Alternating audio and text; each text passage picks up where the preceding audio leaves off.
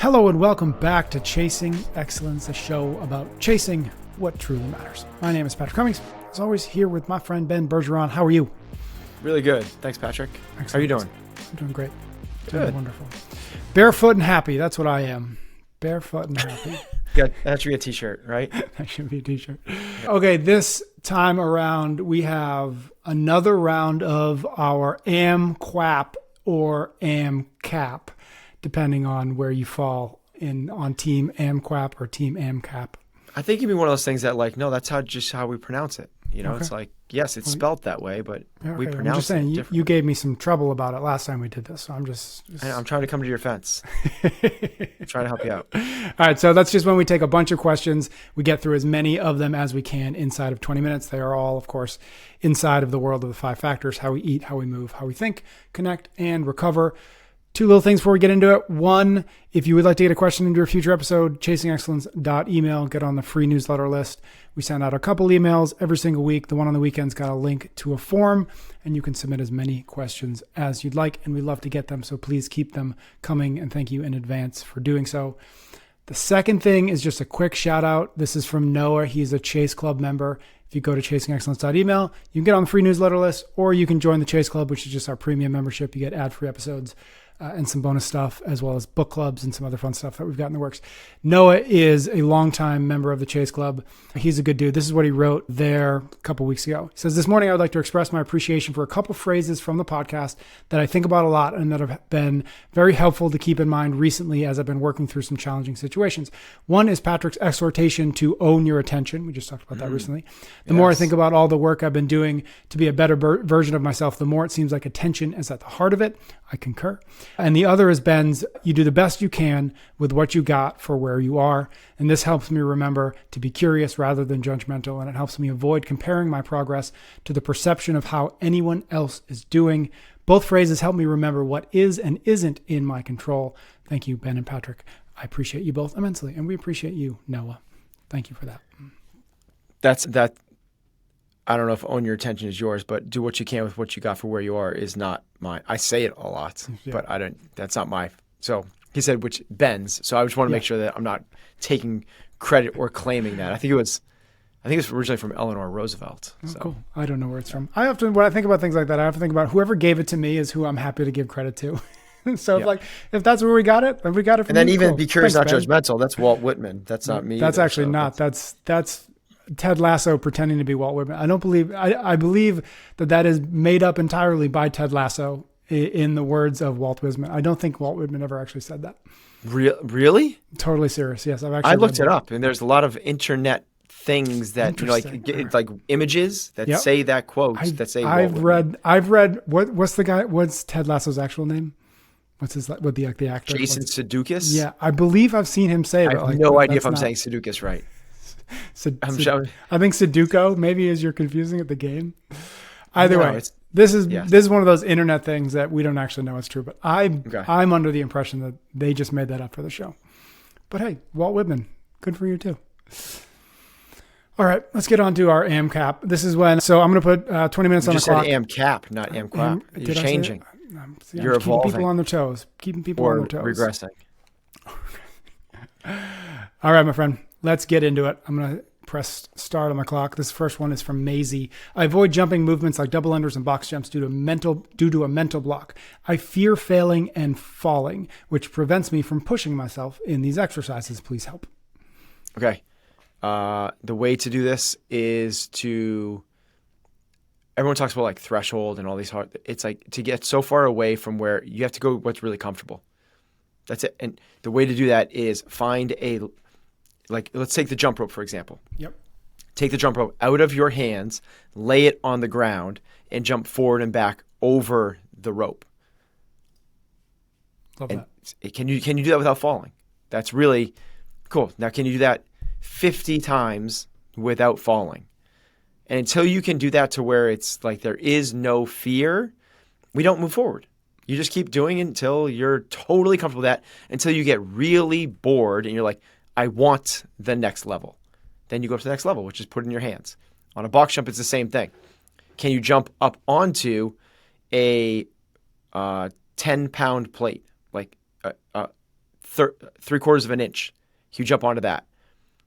If you can, jump onto that until where you're like, this is ridiculous. Of course I can. Cool. Then you go up to whatever the next level is. You put a second 10-pound plate on. You jump onto that, 1.5 inches. You do that 20 times. You're like, Ben, this is too easy. Okay. Then you go up to it and you can see the progression that we're going on. You don't start with jumping rope. You don't start with jumping on boxes, just like you don't start with skydiving. You start by being on a plane on the ground, and they go, hey, and so you're going to put your hand here, then you're going to put your foot here, and you're on the ground. And you're like, got it. They're like, let's do it again. You're like, I got it. Do what's really comfortable and take the next smallest possible jump. No pun intended. Yeah, no pun. Yeah. That reminds me of something I've heard Seth Godin talk about. I don't know what the context is he does this, but he teaches people how to juggle. And the way he's figured out how to teach people to juggle is not first to, pick up 3, beanbags and learn how to throw and catch. And what he's figured out is actually what he needs to teach people how to do is throw and let it drop. Because people are so scared of letting it fall that they never figure out how to actually throw it to throw it and catch it effectively. And so he says the first thing we do, if the person's willing to actually, wants to actually learn, is willing to do it, spend 20 minutes or 30 minutes just throwing it up, letting it drop, throwing it up, letting it drop until the fear of that is gone. Because only when the fear of that is gone can you actually get your brain focused on, oh, I got to throw it up and I got to catch it and I got to do it with, do it again with this one as well. And it's just so interesting. It's just like you've got to, to your point, what is the simplest step here? What is the simplest step to get over this degree of fear that you have?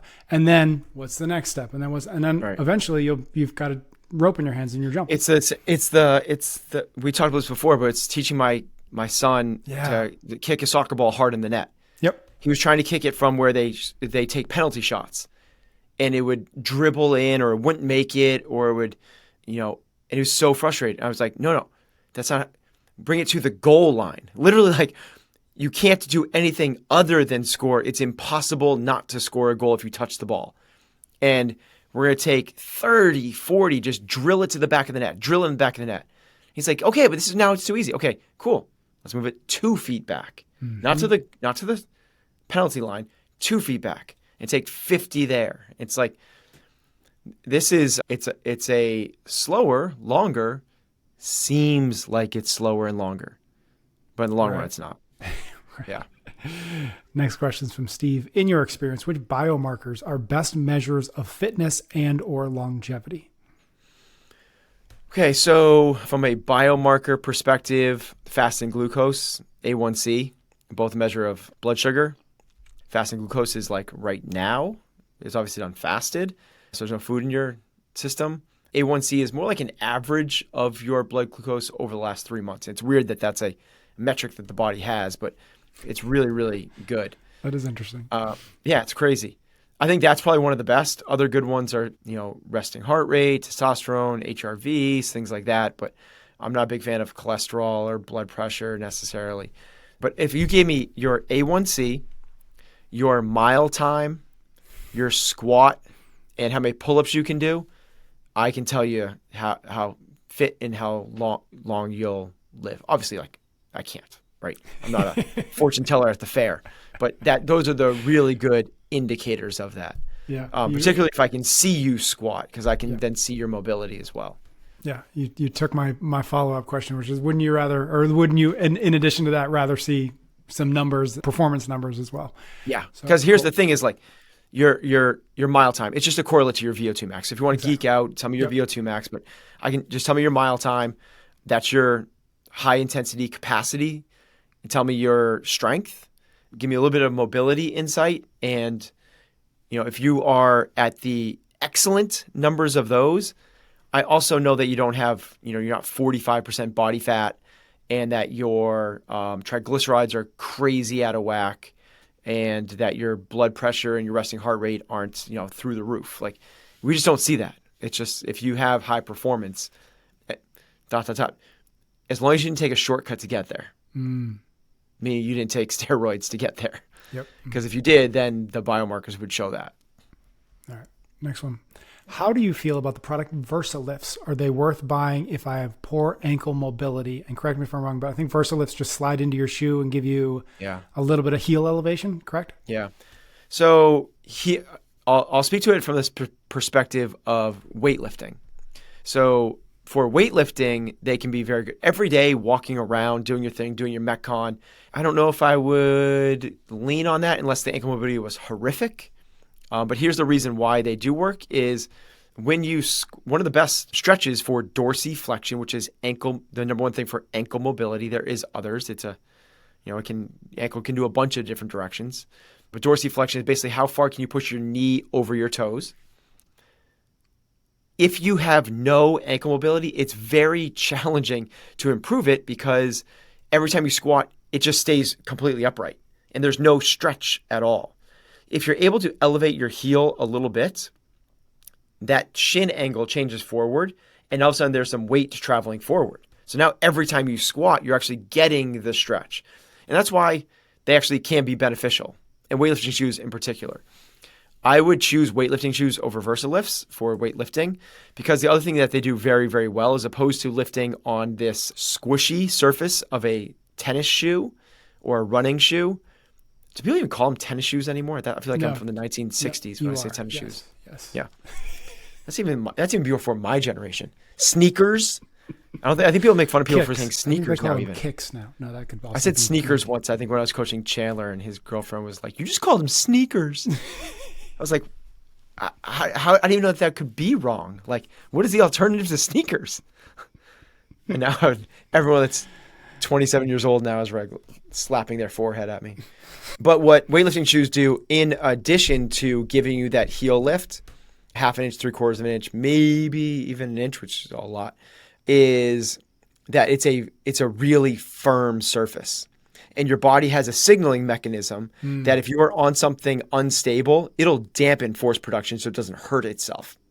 It'll say, nope, not going to lift that. The opposite holds true as well. If you're on a very solid surface, your force production into that goes way up. Your body goes like, let's freaking go, let's lift this thing. So weightlifting shoes do more than just give you that heel lift, which VersaLifts would. And that's why I would choose weightlifting shoes over VersaLifts. Got it.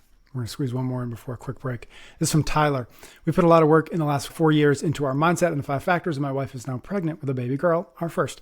We are so excited about raising her with a focus on health, vitality, and mindset. Do you have any advice, books, or resources for parenting with these things in mind?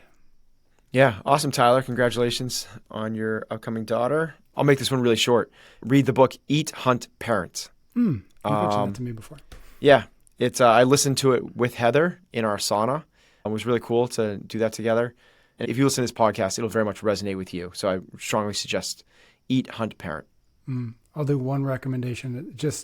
One thing that I've been thinking a lot about in terms of journaling. So again, a conversation that we've had a handful of times that hopefully we'll can continue to have.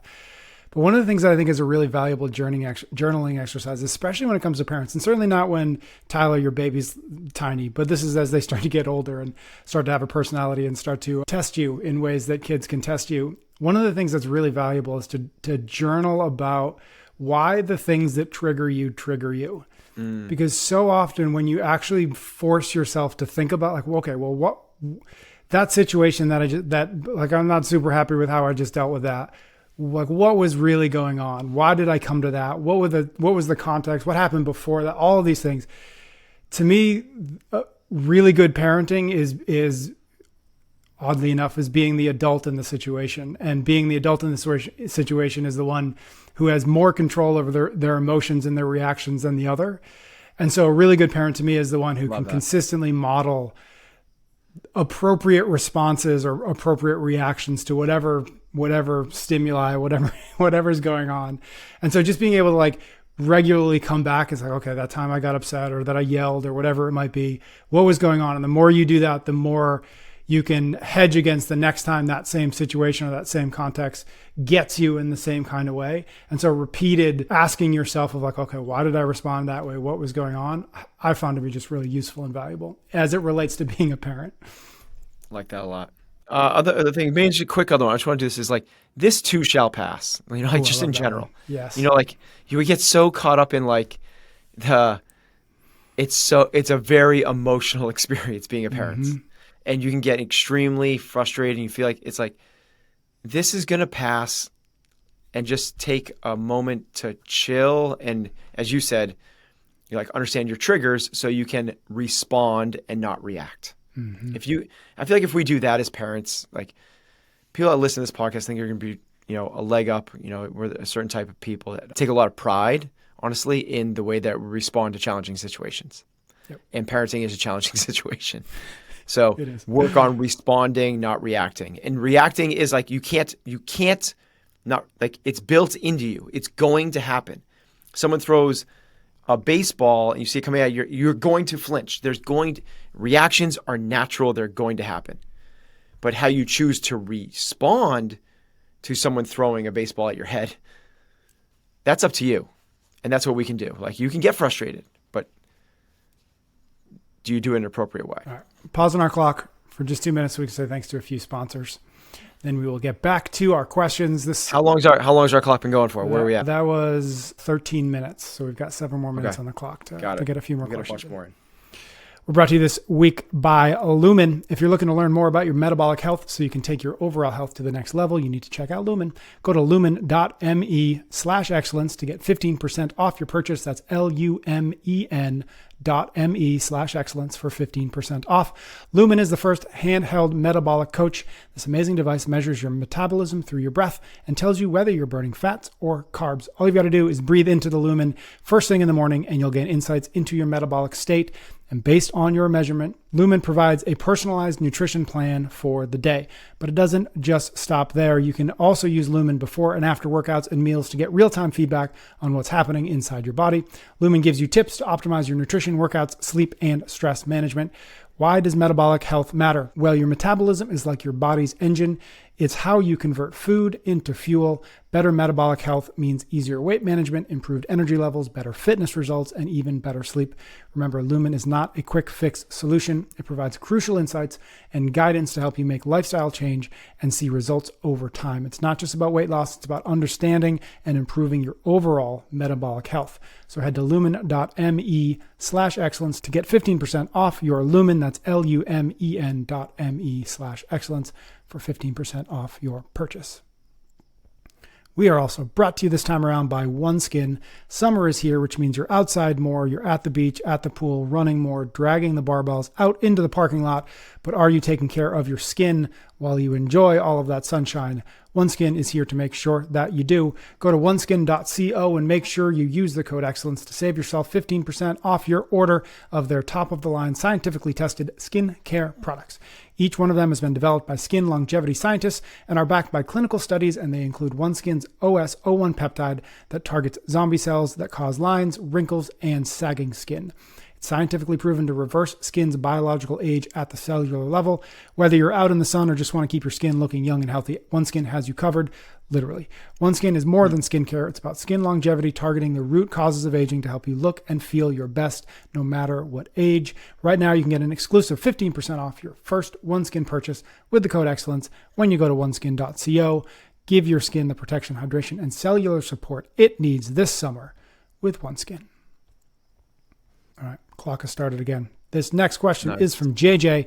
I moved to a new gym this spring. My previous CrossFit gym included a lot of running, which helped me with my military 1.5 mile run, playing with my kids, and pick up basketball. However, at my new gym, we rarely run, maybe once every 2 to 3 weeks. I'm worried this will affect my military PT performance and overall fitness. Should I discuss this with the gym owner? I can't switch gyms because it's the only one nearby and I prefer the community aspect. So that's the question. Should I talk about this with my owner? I would. Yes. I think that running is one of the most important aspects of fitness. It is moving your body from point A to point B is as foundational as it gets. We are bipedal animals and we need to be able to move across the earth. So running is the advanced form of that. And I think that we should be running multiple times a week. So I think that you should have that conversation with your gym owner. And if they don't follow through on your request, then I think that you work on the most effective way that you can keep your running capacity, because it matters for military training. And that would be one long run a week where you essentially stair step your way up. on week 1, you do 4 miles. Week 2, you do 5. Week 3, you do 6. And then the next week, you go back to 5. Then you do 6. Then you do 7. Then you go back to 6. Then you do 7. Then you do 8. You follow that through for 9 weeks, and then you start back over at the beginning. I'm telling you, when you go back to the beginning, this is what people don't do, is then they try to build and build and build. That's when people get the stress fractures. That's when people get overtrained. When you go back to the beginning, you're giving yourself a chance not only to go with a lighter volume, but you are going to feel very fast. Even if you are trying to run slow, and you should be trying to run slow during these runs, you are going to feel very fast. If you go through this that's a 9-week progression. All you're doing is once that. You go through that 3 times, your running will be through the roof. And the first time you can run walk. And you can, even if you're like, well, that's too much, you can start lower. You start at 2 miles and then 3 and then 4 and then back down. So wherever you start is relative to you, but that is the program. That is the program for sustainability, for endurance, and for some long-term speed. One follow-up question as a coach and a gym owner. If JJ was in your gym, and obviously this isn't the case at CrossFit New England, but let's just say it was, and you guys didn't program running that much, how would you feel as the coach and the owner if JJ once a week or twice a week said, hey, instead of the 500-meter rows that we program here, I'm going to go out on whatever the equivalent is, a 200-meter run, a 400-meter run, whatever it might be. Is that kosher inside of a gym, or is it going to wrangle some people and be like, why does JJ keep asking me to run when we've got bike or row or ski erg or something else programmed? I hope it's kosher because I do it.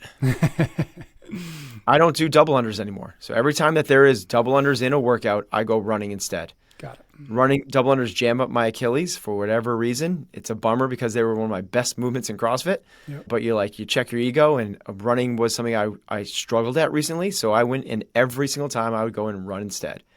And Heather's the same. Heather has a bad knee, so every time there's rowing, Heather goes and runs.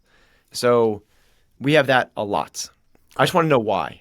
Yep. Like, why are you doing that? If it's because it's running today and I just hate running, so I'm going to bike, that's not the right answer. Right. If it's because I have this Achilles thing going on, I can't run, and I think I should bike, then yeah, it makes total sense. Let's do that. Yeah, or in JJ's case, like I'm in the military, I've got to make sure I get my step, my miles in. Yep. I'm training for the marathon. Yep. I don't have time to go for my normal runs during the week. Is it okay if I run instead of bike during this workout? Love that. Absolutely. Okay, next question from Gemma. I'm 21 years old, college student. Gemma? G-E-M-I? G-E-M-M-A, yeah. I think that's how you pronounce that, Gemma. Yeah. 21 years old, college student, L1 trainer, been doing CrossFit for 5 years, coaching for 2, which has improved all aspects of my life. I'm one of 3 daughters, 24, 21, 18. Those are the ages of the daughters. My parents have worked hard for us, but neglected their own health. They're now deconditioned and at risk of chronic disease. My attempts to encourage healthier lifestyles have generally failed. They're smart, but might feel ashamed or think it's too late. I don't want to hurt our relationship or seem judgmental, but it pains me to see this. What would you and Ben recommend? Oh, what would you and Ben recommend? So you can go first. Oh, you want me to go first? Yeah. Oh gosh, what do you actually recommend? Well, what I do every time I see my dad is I just yell at him. It doesn't really work. No, he's great. He doesn't need to be yelled at. Neither does my mother. My mother once a week drives up to hang out with my sister, and my sister trains her in my sister's apartment. It's kind of amazing. So I'm very proud of my parents. Awesome. They're doing great. So I don't know how I would do this if I was in Gemma's position. I'm not sure. I'll say it's hard. Like it's the hardest people to convince are the people closest to you, for sure. Here's the way I'll speak from my own. My dad is 80 years old. He's going to be 81 in December, and he does CrossFit at our gym 3 days a week. Super psyched about that. Yeah. My mom is very, very active. So I feel lucky in that regard. But one of the things, I'm going to reverse it, because one of the books that my mom gave me that changed my perspective on health. This is what I would suggest giving to your parents, and then read it along with them and ask them questions about it. It's Michael Pollan's In Defense of Food. And I know that we normally start with like it's training first, and training is the first domino, and everything falls after that. I think for older people, it's actually easier to start with nutrition. older people don't have the same vigor that we do, and they don't have the gyms aren't filled with their peers the way they are with us, and they have to eat, right? You don't have to train. So I would start with that because it's so not political, and it's just about food. Mm-hmm. And the message is eat food. That sounds weird, but it was a big kind of changing moment for me when I read that book, and then my parents read it as well, and we had the same language. It helped a lot. That same language is really important. I think we underestimate how powerful that is to have a shared perspective or a shared way to see the same thing, because it's so easy to see these things, especially food or nutrition, or exercise. Like, it's so easy to be speaking different languages at each other, but to this is the language we're going to speak, at least for right now, while we read this thing together or we talk about whatever. I think it's really powerful. I like that. Yeah. All right. Cool. That's all the time we got. We ran out.